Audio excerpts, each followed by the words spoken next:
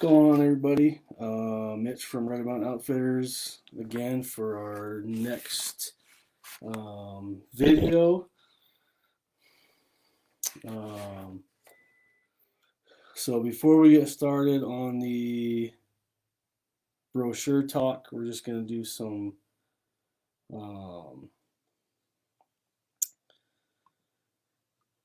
house cleaning, I guess, from the last video. Did have some questions that did come in, which was a question, a big question, I guess. And that was, what about guides? Right? So we talked a lot about outfitters, their regulations and everything, and laws that govern what they do. But the question came in, what about guides? So Colorado is one of those states where, unlike their adjoining states, Wyoming, Montana, I believe Utah, where guides do not have to be licensed. So unlike Wyoming, where the guide has to take a test and actually receive a license every year, that's not the case for Colorado. But by definition, again, we're in our 145 statute, and this is as of effective 1 March. A guide is, by definition, an individual who works as a guide must be 18 years of age or older and hold either a valid first aid or first aid instructor's card issued by the American Red Cross or evidence of equivalent training as approved by the director. An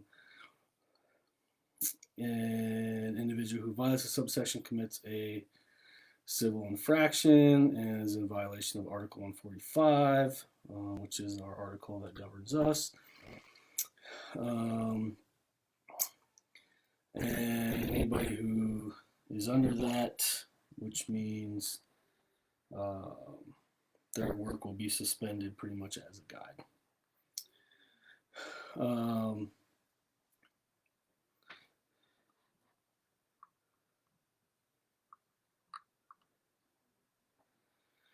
So what does that mean? So a guide,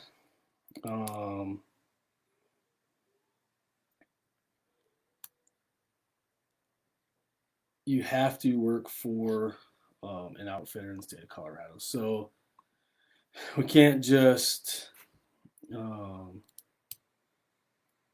out there and say, yeah, I'm a guide, take your money and work, somewhere in the wilderness area or forest or anything like that. So they must work for an outfitter. They must meet all those requirements. So if you have an individual that comes to you and says, oh yeah, I'm a backcountry guide or I'm a wilderness guide or whatever, and they take your money, that should raise some red flags to you. We talked about some of those in the last video that we did. All right. So if somebody does come up to you and say, hey, I'm a guide or I'm an outfitter, as an outfitter, like I said, you can check the Secretary of State website.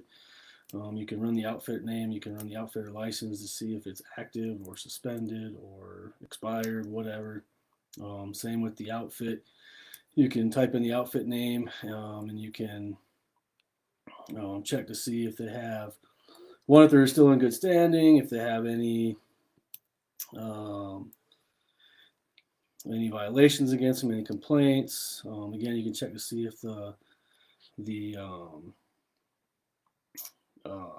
license is still valid and everything. And then if a guide comes to you and says, hey, I'm a guide, I'm going to take your money and get you an elk, ask them the same questions. Hey, what outfit do you work for?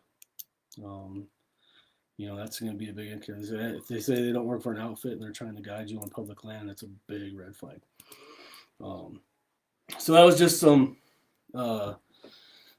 stuff we wanted to clear up, and I apologize. I did miss that guide part. We got focused on a lot of the outfit stuff, and we didn't talk about just the guides, which are 100% important in what we do and stuff. So on to the big game brochure. So everybody knows Colorado.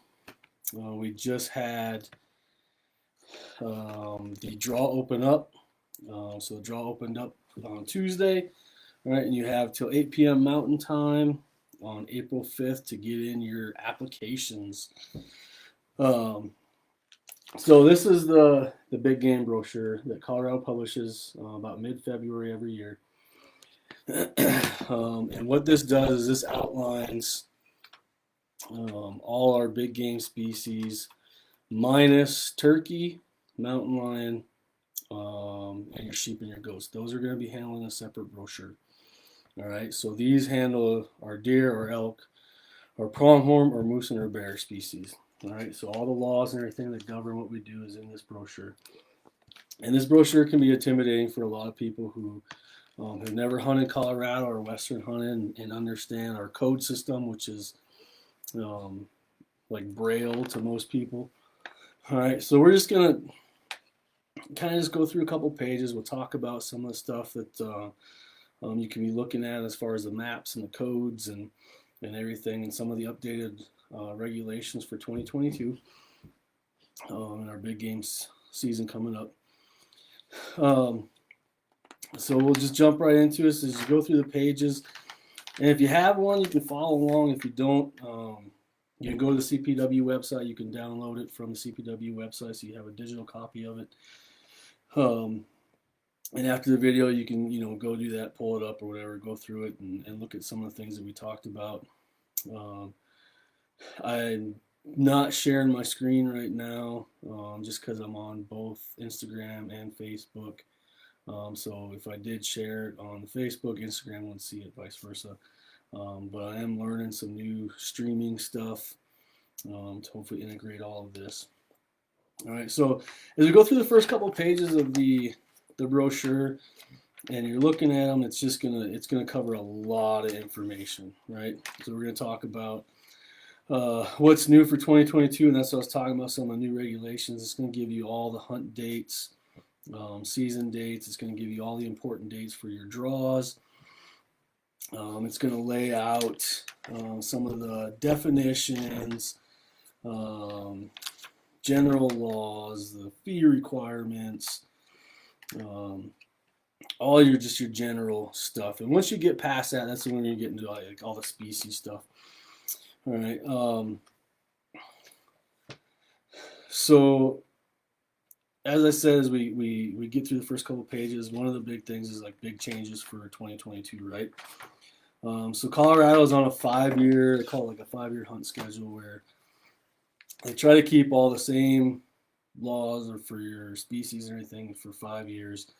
So there's not big changes or anything, but they do minor changes throughout those years based off, harvests, input, public input, hunter input, all that stuff. All right, so some of the big changes that we saw for 2022 was now that there is a grace period to turn in your tag if you draw. So, for instance, if I draw a tag, right, I put in my draw. April 5th is the deadline. End of May, beginning of June is typically when all the results will be posted. I see the tag, but I know something came up and I'm not going to be able to hunt, right?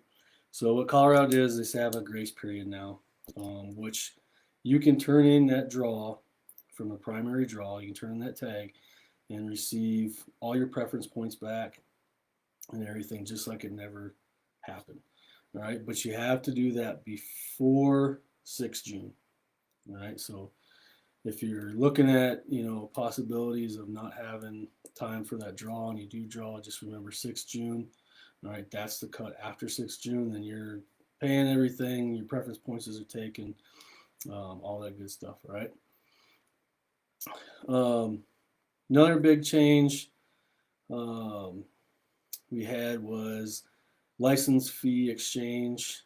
So it used to be, if you wanted to change your tag out for a different unit, you could do that up until the start of the season. on whichever tag that was for.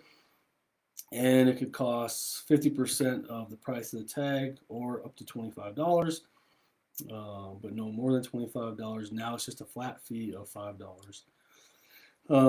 We always have some changes to the GMU boundaries, right? That happens a lot. So just make sure you double check, whatever GMU that you want to go hunting. Make sure that you're going in there and you're looking at the boundaries and everything. You're staying within that GMU, because your draw tag is going to be only for certain GMUs, right? Some other things: mandatory chronic waste disease testing.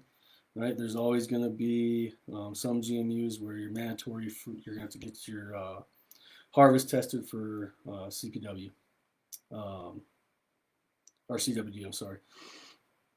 All right, so just double check those, because if you harvest a deer or an elk in one of those units, it is mandatory for you tested. And we always, say that, even if you do harvest something, go ahead and take those lymph nodes out and get them tested anyways as a volunteer, just to see where CWD is at within the state. Another change we saw for 2022, which we kind of all knew was coming, was we did see about 2% increase in the price of tags. All right, so you are going to see that from last year to this year, is just that slight increase. And then probably one of the biggest items to change, especially for our archery hunters, is that there's no longer a maximum let-off percentage for your bow. All right, so it used to be we had a maximum let-off of 80 on your bow. Now there is no maximum let-off. So you can set that up 85, 90, whatever. All right.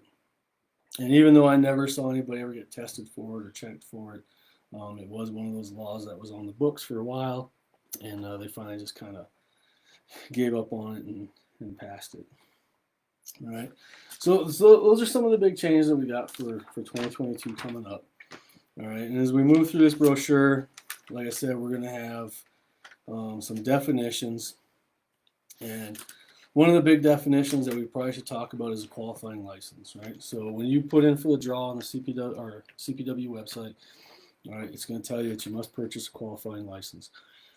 All right, so what is a qualifying license?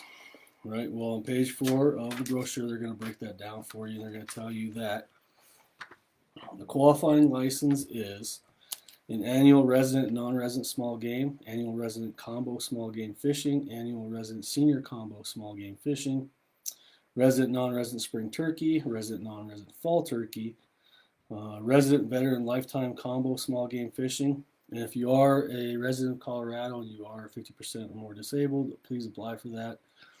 That's good for lifetime. Resident first responder lifetime combo small fishing. Again, if you're a first responder in Colorado, there's no reason why you shouldn't put in your application for that and get that. Your annual small game license for resident and senior lifetime fishing license holders. All right, so all those licenses are considered qualifying licenses. You must have at least one of those before you can apply for a primary draw. All right, so just understand that. So that's one of the definitions you should probably know is qualifying license, right? Understand that. All right, you're going to see OTC thrown around a lot in Colorado, and that just means over the counter.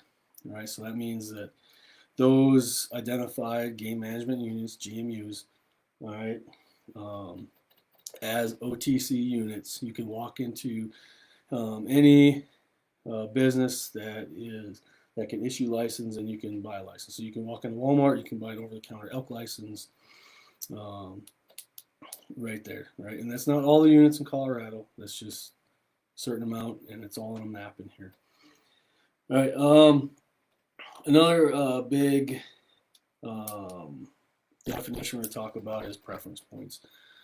All right. So in the western states, you're going to have preference points, and you're going to have what they call bonus points. All right. Colorado is a preference point state. So what's the difference between a preference point and a bonus point? All right, it can be confusing on the preference point side, but a bonus point essentially is if you put in for a draw, you don't get drawn, you get what they call a bonus point. And so when you go into the next year's draw, instead of your name going essentially into the hat once, it's going to go in there twice because you have that additional bonus point.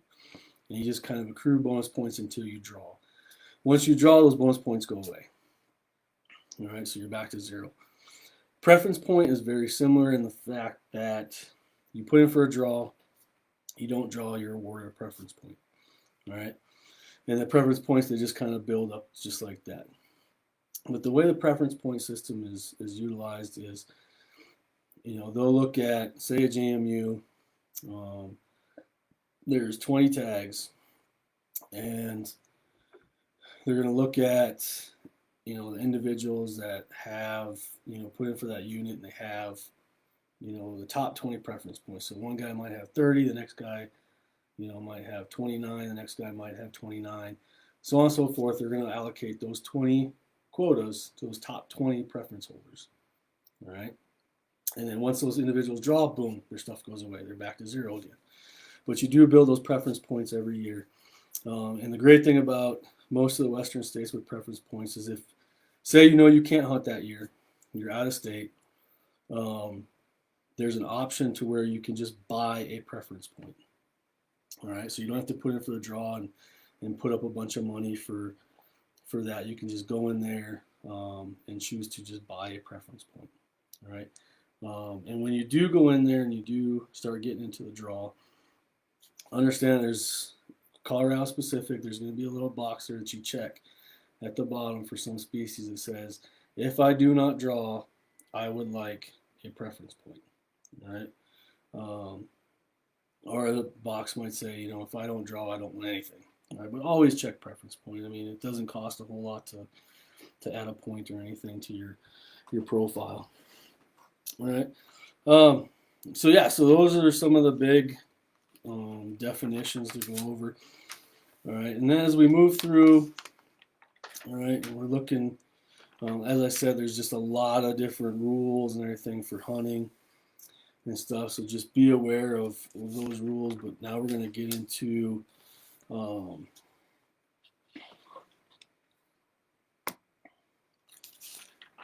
actually putting in for a draw, right? So, and we're not going to go too in depth.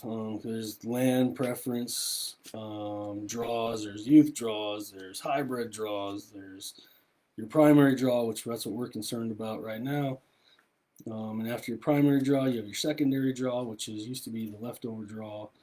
And then from there, all leftover tags for the state go on sale in August. Right, so anybody can go on there and buy them. Whatever is left over and stuff. So the first thing before you go into a draw, most people who start getting into Western hunting, they're going to do some research and everything, choose what unit they want to go with, obviously choose an outfitter if they want one. But CPW, Colorado Parks and Wildlife, does a great job on their website of actually listing out all the draw odds, how many tags were drawn last year in each GMU, how many, let's talk about elk, how many bull were harvested, how many cow were harvested, what's your draw odds, how many preference points you need for that unit. They break it all down on their site. And the easiest way to get there is you can just type into Google CPW hunter statistics. Or if you're on the CPW website, click on things to do, big game hunts. After big game hunts, there should be, if you scroll down on the left-hand side, there should be a little thing that says hunter statistics, something like that. You click on that and it's got a YouTube video walkthrough for you to understand all the statistics on there. It's got all the spreadsheets and everything. So I highly recommend, once you choose your GMU, or if you're just randomly looking for a GMU, go ahead and pull that up and look at it and see what your odds are going to be and everything for drawing that unit. All right. So once you get all that figured out and you say, okay, I'm going to put in for this unit right here for draw, Um, let's just talk about elk, right? So you say, I'm gonna do an elk hunt. I want to go to, this certain unit. So you're gonna open up this brochure. All right, you're gonna go to the elk section. It's all broken down by species, and you're gonna look at that unit specifically. All right. So we see archery limited license, right? Because we know that we do have over-the-counter units in Colorado for archery, all right? And there's a map of those within the brochure, so you can look at that. And make sure that, you read all the fine print on that map or within that unit, because there could be some certain stipulations for the fact of, one, it could be a CWD unit, right? So you have to mandatory check your animal in. Two, now we're talking archery here. That unit might be an over-the-counter bull only, or over-the-counter either sex only. And it might be a draw for a cow tag. All right, so make sure you know that. And all these will change, every year pretty much. So just make sure you're double checking those and everything. So if we go to archery limited license, right, and we say, all right, I really want to elk hunt in unit 711. All right, so I look at my chart here and I go down to GMU 711, and I see it says C unit 71. All right, so I go over to 71 and I look, and now there's 3 different codes and there's a bunch of GMUs in there, right? So what that means is, if I want to put in for 711, the code I'm going to use is for GMU 71, and that covers all these GMUs, 71, 72, 73, and 711. All right. And now I said there's 3 different codes, right? So there's a code for a bull only tag, there's a code for a cow only tag, and there's a code for either sex. All right. And just by glancing at the codes, you can kind of figure it out. We're going to break that down. All right. So when we're looking at these codes, so the code for 71 for a bull is E-M-071-01-A, right? It's a whole lot of shit that can be confusing. And you're probably thinking, what does all that mean, right? So let's break this down. So the E, the first letter in your code, all right, that's going to be what species you're hunting, all right? So we're hunting elk, so that's going to be an E. If it was deer, it would be a D. If it's moose, it would be an M, so on and so forth, right? The next code, all right, we're talking about bull, right? So the next code, it says M. Well, M just is the sex of the species. So male, female, right? So MF, or it's going to be an E for either sex, all right? The next set of numbers, which is the third part of your code, or your unit hunt code, is 071. That tells you that is unit specific, game management unit 071. But remember, 071, that code encompasses 71, 72, 73, and 711. Right? So it encompasses 4 GMUs, but it's only going to have one hunt code on it, which is the main 171. So understand that. All right. The next set of numbers and letters, all right, the 4th section, all right, that is what season that you're hunting in, all right. So for us, we're looking at limited license archery, so that's a draw, right? So it's going to be 01 because that's the first elk season of the year, right? And it's archery, all right? So it's going to be 01. Now, if we were hunting rifle and we were in second rifle, all right, it would be R2, all right. And then the last letter on the hunt code is going to be what we call the method of take, right? So it's either going to be A for archery, M for muzzleloader, R for rifle. All right. So that's how you read that hunt code, right? And the thing is there's a page in here that tells you that, all right, and it breaks it down for you. But you got to know that code for when you go into the CPW website, all right, and you start entering those codes in there for the units that you want. You got to know the code. You can't just willy-nilly put anything in there. It might work, it might not work. All right, but I guarantee it's not going to work unless you have this code. All right, so that's how we enter our codes in. Now, when we're talking about over the counter, all right, like I said, and here's just kind of a quick view of a map. All right, so all that shaded area, orange right there, that's what we call over the counter units. All right, so that's where I can just walk into Wally World there and buy an over the counter license. All right, now there's a hunt code for those two, but if you want to do it online, you can, and those will send you your license, but you enter that code in. But I just recommend going into Walmart or CPW office, whatever, you can purchase the license right there. All right. Now, I talked about only putting in for a preference point, and not putting in for the draw. So every species is going to have a code for that, right? So if I'm going to put in for just a preference point for elk, all right, so my first choice on there is going to be, the code is going to be E-P, which means elk preference point, right?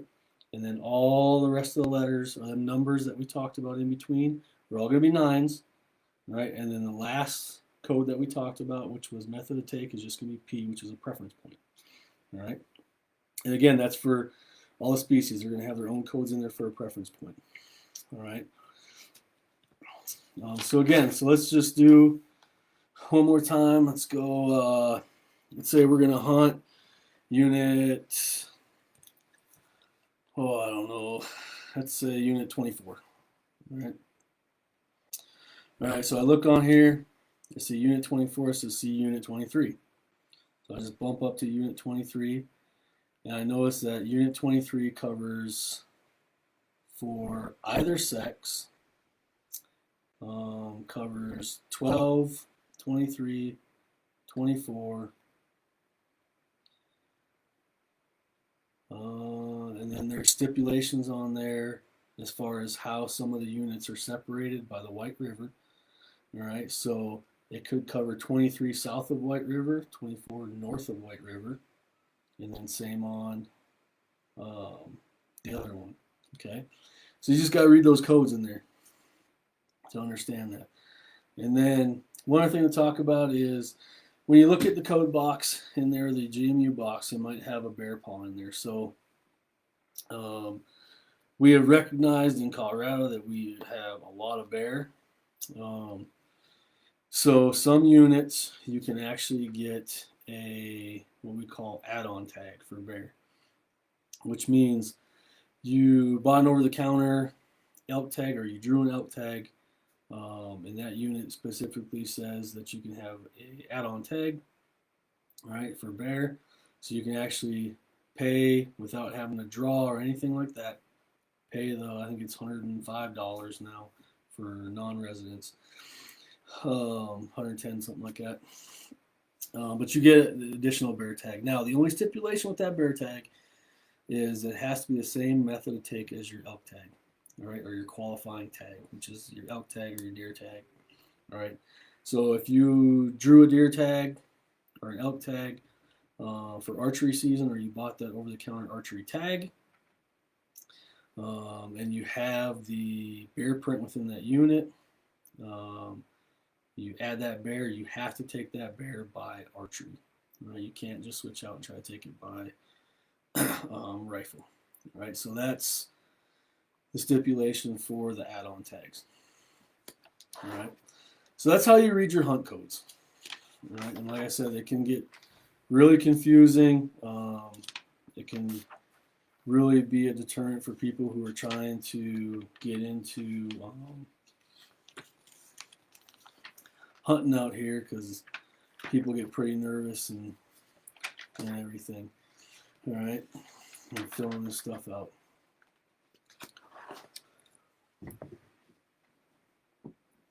All right, so another thing we're going to talk about with tags that can be really confusing, and they lay it out within the brochure several times at the beginning and then with each species, is what we call the list license. All right, so every species tag in Colorado is going to have a list, A, B, or C, next to the unit, all right, or next to the species, or next to that hunt code, all right. So stay with me here, all right. You can have, for any species, an A tag, a B tag, as many C tags, all right, or you can have two B tags and as many C tags. All right, so all you're doing is swapping out one of those B's for an A. All right, or you can just have all C's if you want. All right, so when you're looking at your hunt codes in here, all right, make sure you're looking at that list letter. All right, because some are going to be B's, some are going to be A's, very few C tags throughout there. But this is going to assist in you planning your hunt, right? So I'll tell you the way I do it. All right.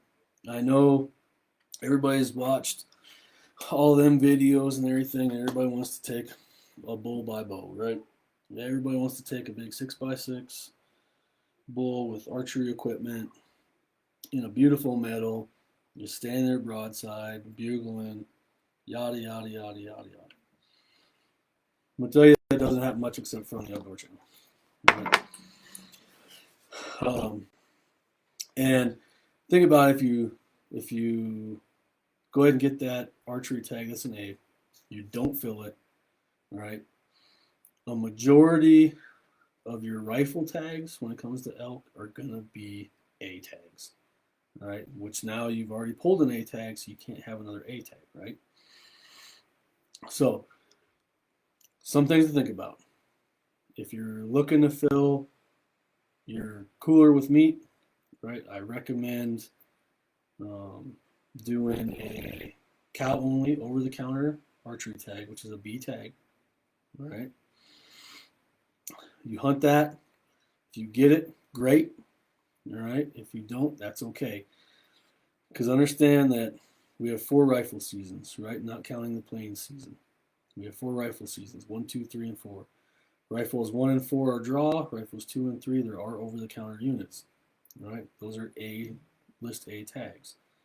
Right. So now, even though I spent my B tag on archery, whether I got it or not, now I can still pull a rifle tag, which is an A tag. Because remember, I can have an A tag, a B tag, as many C tags, or I can have 2 B tags, as many C tags as I want. Right, so now I'm getting more opportunity, right? I filled my B tag with archery. Now I'm going to rifle, and I'm going to fill that rifle tag. All right, and that's my A tag. So that's my A and my B tags right there. All right.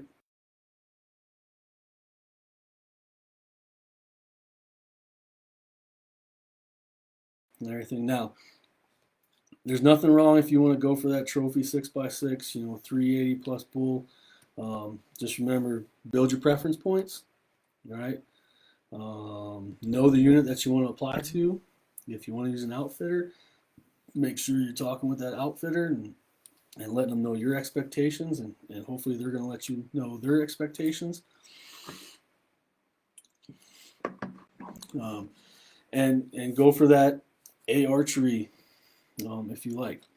All right. So that's just kind of the quick down and dirty of what this brochure is about. Like I said, get in there in the first probably 8-10 pages are just all the laws, definitions. They break everything down for you. Price list for your tags.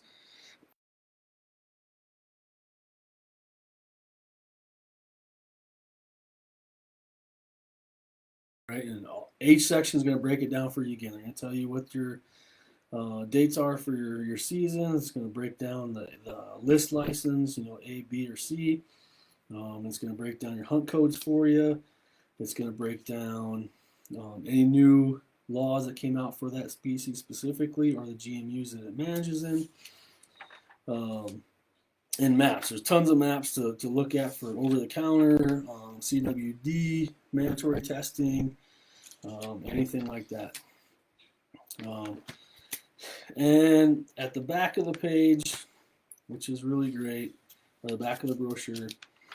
All right, so they break down all the land closures, so state land that might be closed, use restrictions on state lands, um, and then they give a description of each game management unit, GMU. All right, so they tell you what the boundaries are for it and everything. And on the last page of it, they even break down and show you a cool little GMU map. All right, so it breaks down all the boundaries for you. And all this stuff, like I said, can be found on the CPW website. All right. Like I said, quick, down and dirty. If you have any questions,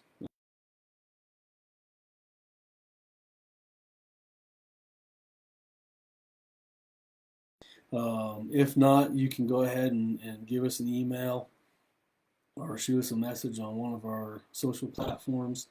And I'll do my best to answer any questions. All right. So I'm just scrolling through here. I got old Leonard Gerber. I want to know what do I do for out of state.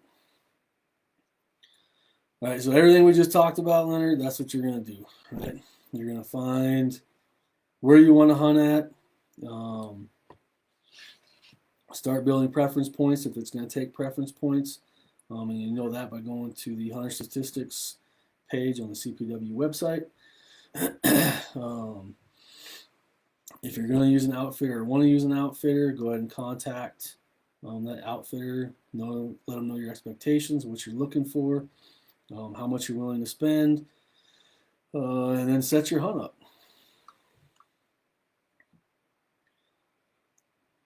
All right. Quick, nice 35-minute video. Hopefully it kind of gave a little bit of insight to the big game brochure and how to read it and go through it. All right. And once you get on the website to actually apply for the draw and everything, that's one thing.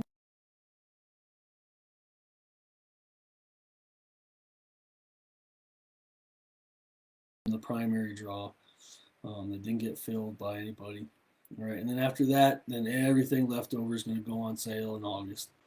All right. So you can go back to the CPW website, check their list. All right. Put in for it, buy it online. All right. But when you go on there and you're putting in for that, it's going to give you 4 choices. So you're going to have a first, second, third, and fourth choice. All right, so you can put in those your top 4 choices for whatever species GMU that you're looking to hunt for each species. All right. So that's just something to think about. You put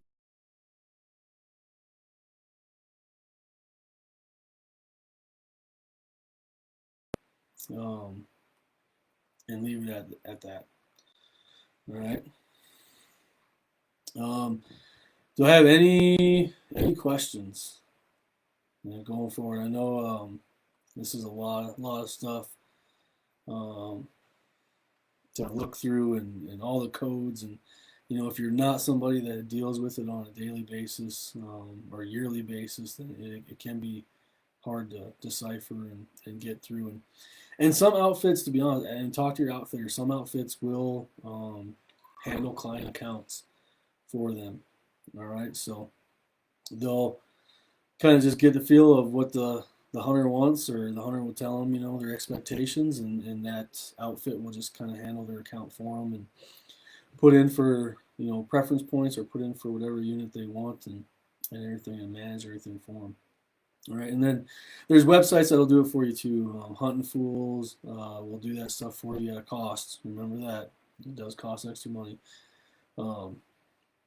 So just something to think about, or you just learn it yourself and you just kind of nug through it and get it figured out. But again, if there's any questions, don't hesitate. Feel free to reach out to us and we'll talk you through it, walk you through it. I'll get on the phone with you and help you out and everything. All right. All right. So before we sign off here, any questions going forward?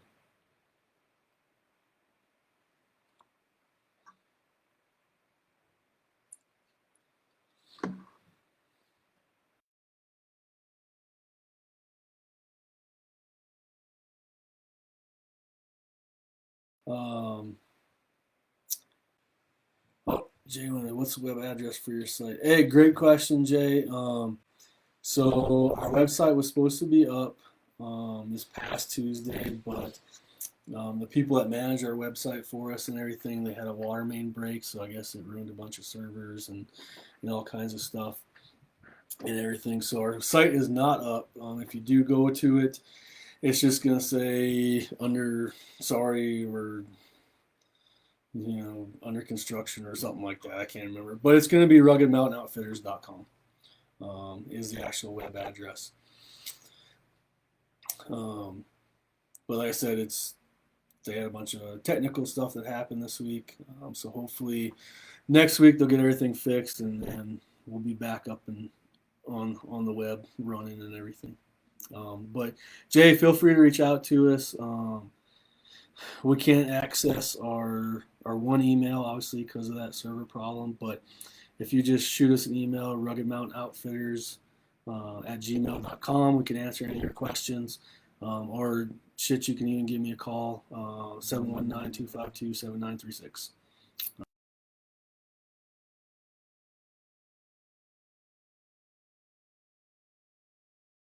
Questions before we sign off.